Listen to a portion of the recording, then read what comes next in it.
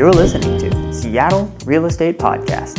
Hey everybody, I'm Sean Reynolds from Summit Properties Northwest, Reynolds Kline Appraisal, and your host of this episode, Seattle Real Estate Podcast. Hey guys, my content is getting censored. It is getting blocked. And that's all I'm going to say on that. So the best thing you can do, thank you for tuning in. Appreciate it so much. Love to have you subscribe if you think my content is good. And if you do think my content is worthy, love to have you share it.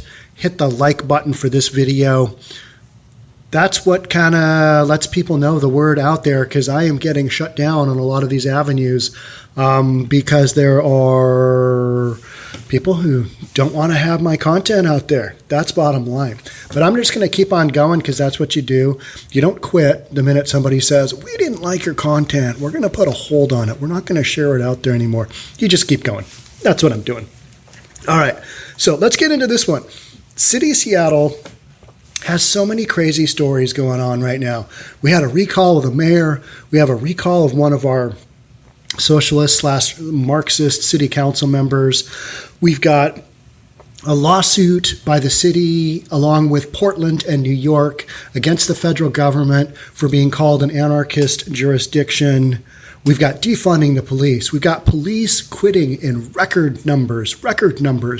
We've got homelessness wildly out of control. We've got an opioid epidemic that is crazy nuts. We've got homicides and shootings on the rise. And in the midst of all this, and then let's not even talk about, we're going to talk about it. CHOP. We had CHOP this summer. We had the first area in the United States that kind of went down like that was called the Summer of Love for a split second by our Mayor Durkan, Summer of Love. And then as it went sideways, it wasn't the Summer of Love. But after all this, and after all the police officers are leaving, quitting, putting Seattle in a precarious situation where our interim police chief, Diaz, comes right out and says, we don't have enough cops on the street to keep you, the citizens of Seattle, safe. After all that, here's what we got going on with the mayor. Seattle Mayor Durkan tells police officers, I value you. That doesn't really follow the narrative of what's actually gone on. Those, to me, are some pretty empty words.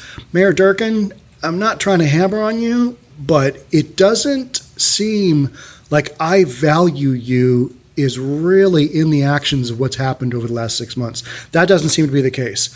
When I'm on the streets at CHOP, that wasn't the feeling I get when I look at all the anti-police stuff going on by the peaceful protesters. And then we had a police officer have a 2x2 that was lit on fire thrown into his police car. And then we've got a guy getting cracked in the head with a baseball bat. Fortunately, those people are getting prosecuted.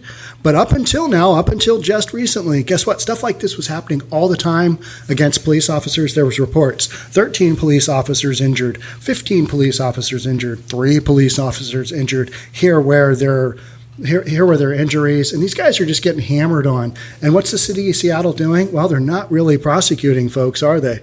They allowed a anarchist jurisdiction to happen in CHOP, which we initially did call Summer of Love, but we all know how that ended up. I mean, that was just a runaway freight train that we could kind of see coming.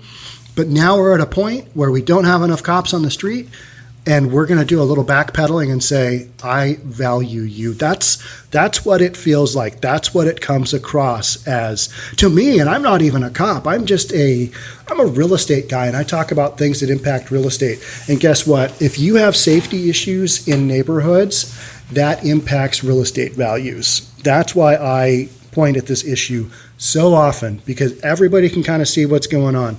The whole defund the police without an actual game plan in process, that's not going to work out. There's going to be a gap period where before you put your plan in place, things go wrong. And then even when you put your plan in place, everybody else is kind of saying, well, without the police presence, this social experiment, that's not going to be great. So we need more police. That's the bottom line. You need more funding. You need more training. If you think there's a problem with the behavior of the police officers, that's fine. That's fine. Get them some more training. Do what you got to do. But the people that are going to be most impacted by this are the people in the lower socioeconomic neighborhoods who have the highest levels of crime, and they are not going to have a police presence, which they already don't. They're not going to have a police presence enough to where they feel safe, and they don't feel safe already. So the statement, I value you, kind of rings empty, and doesn't really it does ring empty to me. As a citizen in Bellevue, watching what's unfolding in Seattle, it's kind of like, really? Man, I don't know. Seattle, let's jump on into it, though. This is from Cairo. Seattle Mayor Jenny Durkan had a message for police officers after a record number left the Seattle Police Department last month. So this feels like a CEO talking to a company that is jumping ship, which is exactly what is happening. I say to the ones that are there, please stay. Seattle values you. I value you, Durkan said. And all those cops are going, those are empty words because the actions speak way louder than words. And in this case, we don't believe you. We're out of here. Blue flu. It's an epidemic in Seattle, right? The mayor was responding to questions on October 20th about departing officers complaining in exit interviews about a lack of support from City Hall. I've read a lot of those exit comments, and they were kind of brutal. They were like, don't want to be in a police department run by a socialist city council, not dealing with that nonsense anymore. That was the bottom line. And no support in this city for police officers. And what their comment was time and time again, it was love the city of Seattle, hate the city leadership. And that's why they're ditching out. This is a great city, despite all of the nonsense going on. It really is. I wouldn't live anywhere else. Just wouldn't. I mean, it's an awesome city. But right now, it's got some problems. And the lack of police officers on the street, that is a big one. That's a big one. When you have that, it does impact real estate. And so for all the people out there, like, you don't really talk about real estate. Yeah, I do. Every story I cover it's got a link to real estate because so many things affect the ecosystem of housing. And a lot of it is people, it's laws, it's leadership, it's stuff going on out there, the economy, economics, housing. It all has an impact. And you don't really realize that until you look at certain segments and you're like, man, that law is really not going to have a good impact, or that law is going to have a great impact on housing. So when you've been following housing for like 30 or more years, I lose count because it makes me feel really old and nobody really wants to do that. But when you've been following kind of the housing market as long as I have, and you see the trends that have happened, fewer police in the street is not something that I recommend. Can't recommend it. That's a no-go for me. All right, so one former officer wrote, I've refused to work for this socialist city council and their political agenda. All right, so if you value these police officers, that needs to be kind of dealt with one way or another. And obviously this isn't up to Mayor Durkan to take control of, but the citizens of Seattle, this is why your cops are quitting. That's what's going on. Hatred of police, lack of support, and politics among reasons for SPD exodus and exit interviews. All right. This comes as the city council begins considering additional cuts to this SPD budget in 2021. Well, at the rate we're going with the number of police officers quitting or retiring or taking sick leave until they retire or quit, you won't have to do too many cuts to the Seattle Police Department because they will have cut themselves. That's what we got going on. 118 police officers left in 2020, 39 left in September, last month. Some big numbers. A lot of cops saying, yep, no more. I am not doing this. Comprehensive plans from this council are not expected for a couple of weeks, but early proposals outlined Tuesday range from leaving vacant positions unfunded to a 50% cut to address systemic inequality. That's what we got going on. That was one of the demands of CHOP. 50% cut, Seattle Police Department, now. They always put in now. And I always got to bring that up. Now. It was just such a crazy demand. Don't let it happen later. Have it happen now. All right. Cairo 7 asked Durkan how the city could both support officers and rethink policing. Drives me crazy when we have that rethink policing. It just sounds so abstract and arbitrary. We're going to rethink this. We're not going to do anything about it. We're just going to rethink it. I don't know. To me, I'm a business guy. I don't rethink much. I just kind of get things done. That's what you do in business. You don't have time to rethink a lot. And maybe that's where the whole social thing, my background as a business owner probably doesn't qualify me to talk about that at all. But when I see the word rethinking police, I'm just like, okay, whatever. You got crime on the ground right now. You got to deal with it right now. What are you going to do? Oh, we're going to rethink it. All right. Good luck with that. Cairo 7 asked Durkan how the city could both support officers and rethink policing. I don't think you can do one without the other, Durkan said. Number one, they've got to be part of the solution. Number two is we've got to do better in officer wellness. All right, that means that you have to have rested police officers who are not at the edge of their ropes, right? You got to have enough cops on the street to be able to rotate them in and out because you've got crime going on. You got some crime. Seattle's a big city. You got crime happening on the daily. So when you're talking about officer wellness, don't cut the number of cops. Don't create a work environment. Talk about a hostile work environment. I mean, some companies, they have people whining about a hostile work environment. When you have a lit 2x2 get thrown in your police squad car, and you're in the car, that's a hostile work environment. When you get hit in the head with a baseball bat, that's a hostile work environment. When you have a Molotov cocktail thrown into your East Precinct and people try and quick-reat your door shut, that's a hostile work environment. And that's why you have all these cops leaving, because nobody's really doing much about it otherwise. Just not happening.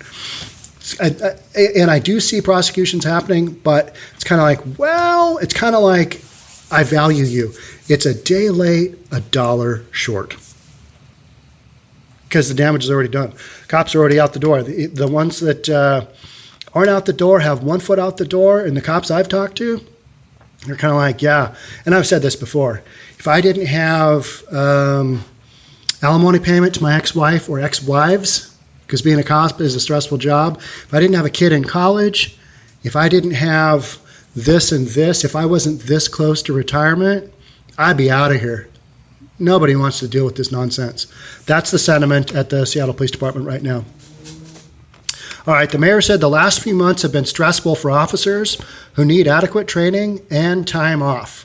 All right, but if you need XYZ number of police officers on the street, you can't have XYZ police officers taking time off on vacation. Those are numbers. That's called staffing. That's business 101. You got to have enough people to do the job. Am I missing something here? I don't think I am. What am I missing? Let me know in the comments. I'm sure you guys will have some genius ideas because I always come up with them and then my content gets banned. That's what's happening right now. All right. With traditional policing under scrutiny, Seattle Police Department is warning about a growth in violent crime. What? We're going to have an increase in violent crime? The criminals aren't going to take some time off as well as the police officers? You guys need some time off, you criminals. Take a break, take a breather, make sure you've got your wellness squared away. No, that's not happening, is it? I mean, that's just ridiculous. Crime's going to go up. People are going to realize, all right, not enough police officers in Seattle. Let's go. It's crime time. That's just what's going to happen. Shootings are at the highest level of the last 7 years, Chief Adrian Diaz said on October 19th, a couple of days ago. We've had a significant increase in homicides, and so we have to realize that there are some huge safety issues when it comes to violent crime in this city. Got some big issues. There's stuff going on. You've got reports on the daily. I see them come across my news feeds of something happened in this park. All right, the citizens of this area are crying out for city officials to deal with this scenario. I mean, I saw one news story, I think, in the last couple of days where a group of citizens in a specific area, I think it was in Lake City, somewhere in Lake City Way. And they had made over 100 reach outs to city officials to get whatever their problem was squared away. And it's probably a homeless encampment, infringing on a local park, those stories. And I've covered the stories of a metal shop being operated on Seattle Public Parks ground. That kind of stuff going on. And why do I care? Because this impacts real estate and it impacts people, most importantly. These people are having to deal with all this stuff. People are having to deal with levels of crime that Seattle is, I don't know, have we ever seen this kind of stuff? Certainly haven't seen CHOP that I know of. Certainly haven't seen the homeless encampments that are happening on the daily. I mean, there's areas of Ballard that are just kind of overrun with this stuff going on. And what are we doing?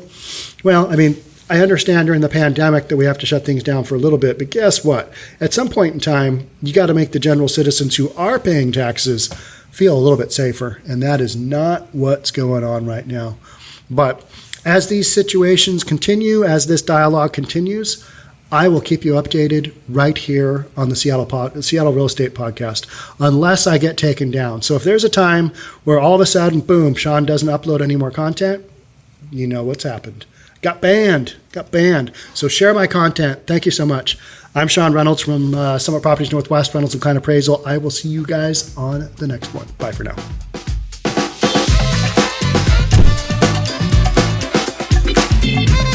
Don't forget to subscribe to our channel and hit the notification bell so you'll know when our next video is out.